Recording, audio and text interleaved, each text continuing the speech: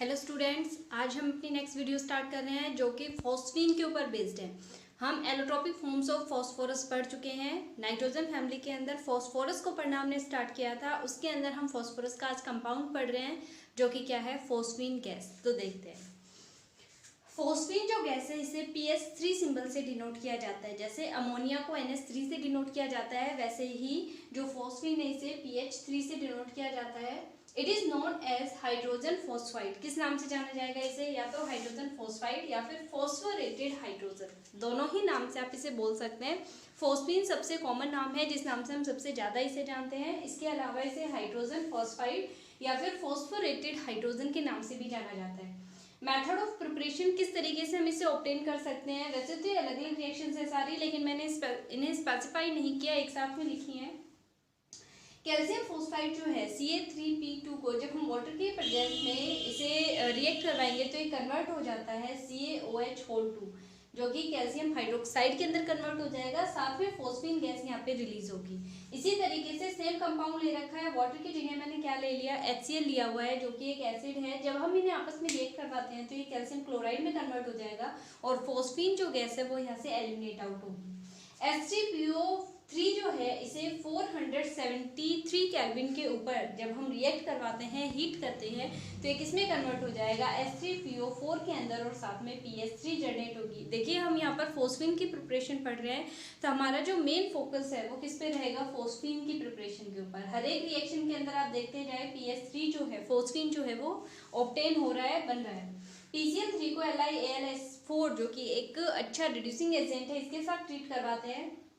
Temperature will be greater than 273 kelvin and in presence of ether it is converted into PH3। साथ में LiCl और AlCl3 side product की form में generate होंगे। PH4I को जब हम NaOH के साथ रिएक्ट करवाते हैं तो भी किसमें कन्वर्ट होता है, PH3 हमें ऑब्टेन हो जाता है। देखिए जब भी रिएक्शंस को करवाएंगे तो साइड प्रोडक्ट तो कुछ ना कुछ बनना ही है, हमें अपने मेन प्रोडक्ट पे फोकस रखना है, जो चीज़ हमें ऑब्टेन करनी है। तो यहाँ पे हमें क्या ऑब्टेन करना है, PH3, तो वो यहाँ पर मिल चुका है। लेबोरेटरी मेथड, लैब के अंदर किस तरीके से प्रिपेयर करेंगे, तो ये काफ़ी अच्छी रिएक्शन है, इसे अच्छे से याद करनी है। P4 plus NaOH plus H2O, यानी फॉस्फोरस को हमने एल्कली NaOH और H2O के साथ लिया है, और जब ये आपस में रिएक्ट करेंगे तो ये कन्वर्ट हो जाएगा सोडियम हाइपोफॉस्फाइड के अंदर, और साथ में PH3 जो है वो जनरेट होगा। और हमें PH3 की ही प्रिपरेशन पढ़नी है, तो ये हमें ऑब्टेन हो रहा है इजीली, यही चाहिए था। अब देखिए इसके अंदर आगे जो स्ट्रक्चर है फॉस्फोरस की, जैसे हम अमोनिया की स्ट्रक्चर पढ़ रहे थे NH3 की, सेम टू सेम वैसे ही है। NH3 में नाइट्रोजन था सेंटर में, यहाँ पे क्या है, PH3 के अंदर फॉस्फोरस है। तो इसके पास भी कितने वैलेंस इलेक्ट्रॉन रहते हैं, 5 वैलेंस इलेक्ट्रॉन रहते हैं। 3 इलेक्ट्रॉन तो यूटिलाइज हो गए हाइड्रोजन के साथ बॉन्ड बनाने में, और एक लोन पेयर यहाँ पर प्रेजेंट है। यानी यहाँ पर टोटल लोन पेयर कितने हैं, 1, और बॉन्ड पेयर कितने हैं, 3 बॉन्ड पेयर है। पिरामिडल ज्योमेट्री रहेगी और sp3 हाइब्रिडाइजेशन रहेगी इसकी, ठीक है। तो ये जो है स्ट्रक्चर है फॉस्फीन की। इसके बाद बात करते हैं फिजिकल प्रॉपर्टीज के बारे में। तो यहाँ देखिए इसके अंदर जो स्मेल है वो बहुत ही अनप्लीजेंट रहती है, गार्लिक लाइक ऑर्डर रहता है इसका, जो बहुत ही मतलब अच्छी नहीं लगती है। एक पर्टिकुलर स्मेल होती है जिससे हम इसे डिटेक्ट कर सकते हैं। साथ ही साथ ये कलरलेस गैस होती है, अगर प्रेजेंट है तो इसकी स्मेल से ही हम इसे डिटेक्ट कर सकते हैं। इसके अंदर कोई पर्टिकुलर कलर प्रेजेंट नहीं होता है। स्लाइटली सोल्यूबल इन वाटर, जो NH3 होता है वो हाईली सोल्यूबल इन वाटर रहता है, जबकि जो PH3 है ये स्लाइटली सोल्यूबल इन वाटर रहेगा। जबकि जो ऑर्गेनिक सॉल्वेंट्स होते हैं जैसे अल्कोहल है, ईथर है, CS2 है, इन सब के अंदर ये इजीली सोल्यूबल रहता है, अच्छी क्वांटिटी के अंदर सोल्यूबल हो जाता है। जो टेम्परेचर है 185.5 केल्विन के ऊपर ये लिक्विफाई हो जाता है, इजीली लिक्विड फॉर्म के अंदर कन्वर्ट हो जाती है गैस, और 139.5 केल्विन टेम्परेचर के ऊपर सॉलिडिफाइड हो जाएगी, यानी सॉलिड कंडीशन के अंदर कन्वर्ट हो जाती है। तो इन दोनों टेम्परेचर्स को ध्यान में रखना है। अब बात करते हैं केमिकल प्रॉपर्टीज के बारे में। तो सबसे पहले बेसिक नेचर, क्योंकि हम ये कह रहे थे कि जो अमोनिया होता है वो लेविस बेस की तरह काम करता है। इसका मतलब ये है कि इसके अंदर भी कहीं ना कहीं बेसिक प्रॉपर्टी देखने को मिलेंगी। तो लोन पेयर प्रेजेंट है तो बेसिक तो होगा नेचर में ये। तो PH3 को जो Hx जो है, यहाँ पर हम कोई भी एसिड ले सकते हैं। X जो है वो कोई भी हेलोजन हो सकता है, फ्लोरीन, क्लोरीन, ब्रोमीन, इस तरीके से, ठीक है। तो मान लो HCl ले लिया या कोई और ले लिया, तो ये कोरोस्पॉन्डिंग कॉम्प्लेक्स बना देगा PH4 positive X negative, PH4 positive और X नेगेटिव की फॉर्म के अंदर प्रेजेंट है, यानी कॉम्प्लेक्स बना दिया। तो ये यहाँ पे कंफर्म करवाता है कि ये बेसिक नेचर का ही होता है, ठीक है, क्योंकि जो बेस है वो एसिड के साथ रिएक्ट करके एसिड बेस आपस में मिलके क्या बना देंगे, कॉम्प्लेक्स बना देंगे एसिड बेस। कंबसिबिलिटी, क्या ये कंबसिबल है? PS3 जो है ये स्टेबल रहता है नॉर्मल कंडीशन के अंदर, लेकिन ऑक्सीजन की प्रेजेंस में जब इसे 423 केल्विन टेम्परेचर रेंज देंगे हम, उस टाइम पे ये बर्निंग इफेक्ट जो है, कंबशन जो है उसे स्टार्ट कर देगा और किसमें कन्वर्ट हो जाता है, H3PO4 के अंदर।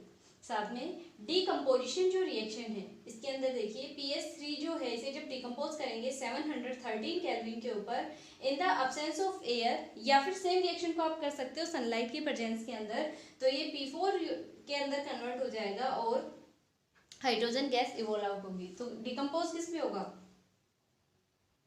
भाई, फॉस्फोरस और हाइड्रोजन से मिलके बना है, तो ये दो तरीके की यूनिट देगा, फॉस्फोरस प्रोवाइड करवा दिया और यहाँ पर hydrogen. Action of chlorine, chlorine के साथ ही रिएक्ट करके PCl3 बना सकता है या फिर PCl5 भी बना सकता है। यहाँ पे मैंने दोनों प्रोडक्ट लिख रखे हैं, रिएक्शन जो है सेम रहेगी। यहाँ पर मैंने जो रिएक्शंस हैं वो बैलेंस नहीं की हैं, आप अपने आप बैलेंस कर सकते हैं, उसमें कोई प्रॉब्लम नहीं होगी, बैलेंसिंग सबको आती है।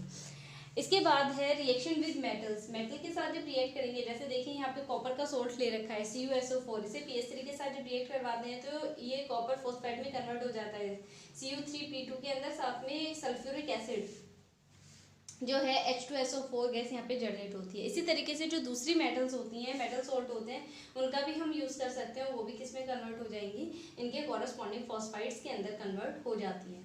जो लेबोरेटरी मेथड है इसके अंदर देखिए, जब PS3 बनती है तो इसे एक डिलीवरी ट्यूब के थ्रू अलग कंटेनर में लाया जाता है, जिसके अंदर जैसे ही वाटर के अंदर ही प्रेजेंट रहेगा, जैसे ही उसके कांटेक्ट में आएगा, इसके अंदर एयर के कांटेक्ट में जैसे ही आता है तो ये ऑक्सीडाइज होके क्या कर देता है, P4O10 के अंदर कन्वर्ट हो जाता है और रिंग बनाना स्टार्ट कर देता है, छल्ले बनने लग जाते हैं। उन्हें हम किस नाम से जानते हैं, वोर्टेक्स रिंग या फिर फिलोसफर रिंग के नाम से जाना जाता है। वोर्टेक्स रिंग या फिर दूसरा किस नाम से जानेंगे हम उसे, फिलोसफर रिंग के नाम से जाना जाता है। तो वो साफ बिल्कुल दिखाई देते हैं, तो जैसे ही एयर के कांटेक्ट में आता है तो तुरंत वोर्टेक्स रिंग के अंदर कन्वर्ट हो जाता है। इसकी जो स्टेबिलिटी होती है PS3 की, नॉर्मल रूम टेम्परेचर के ऊपर तो रहती है, लेकिन जैसे जैसे टेम्परेचर रेंज हम बढ़ाते जाते हैं वैसे वैसे इसकी जो स्टेबिलिटी है वो कम होना शुरू हो जाती है, रिएक्ट करना शुरू कर देता है।